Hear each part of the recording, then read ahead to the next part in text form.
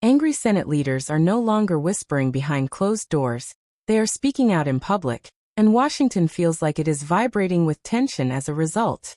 What began as quiet frustration has turned into open rebellion, with lawmakers from both parties showing rare unity in their anger toward President Trump. Hallway conversations have turned sharp, press conferences sound more like warnings than statements, and longtime political alliances are suddenly looking fragile. The mood inside the Capitol is not business as usual.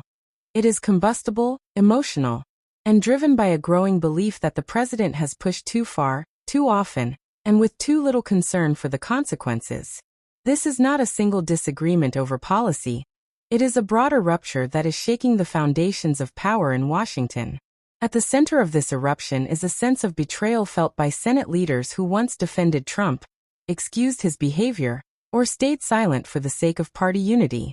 Many of them now say privately that they feel cornered, forced to choose between their own credibility and their loyalty to a president who no longer listens. The breaking point did not arrive overnight. It built slowly through ignored warnings, surprise announcements, public insults, and decisions that blindsided Congress. Each incident added another crack, until the pressure finally caused the dam to burst. When senior senators start openly criticizing a president from their own party, it signals that something fundamental has changed. The anger is not limited to tone or style, although Trump's confrontational approach remains a major trigger. Senate leaders are furious about process, about being cut out of decisions that traditionally involve Congress, and about learning major policy shifts through social media rather than briefings. Many see this as a direct assault on the institution they serve. They argue that the Senate is not a rubber stamp and that bypassing it weakens democracy. The hours after the revolt blurred together as Washington struggled to absorb what had just happened. Phones kept ringing, emergency meetings were called and canceled, and no one seemed fully in control of the moment.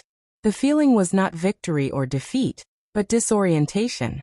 Lawmakers spoke openly about how fragile everything felt, how quickly norms had collapsed once the dam broke. Even seasoned veterans admitted they had never seen the city this raw, this exposed. The revolt had ripped away the illusion that the system was stable, replacing it with an uncomfortable awareness of how much depended on restraint that could no longer be taken for granted. Behind closed doors, fear mixed with anger. Some members worried about personal security, others about political survival. Threats flooded inboxes, protests were organized within hours, and law enforcement presence around key buildings intensified. The temperature outside Washington rose as fast as it did inside, with supporters and critics of Trump both convinced this was a decisive moment. The country did not pause to reflect. It accelerated, emotions stacking on top of each other with no release valve in sight.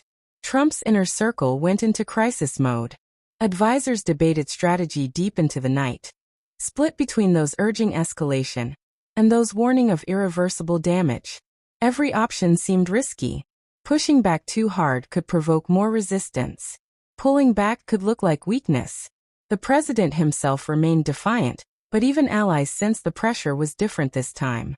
This was not just another media storm, it was a structural challenge, and that reality hung heavy in every conversation.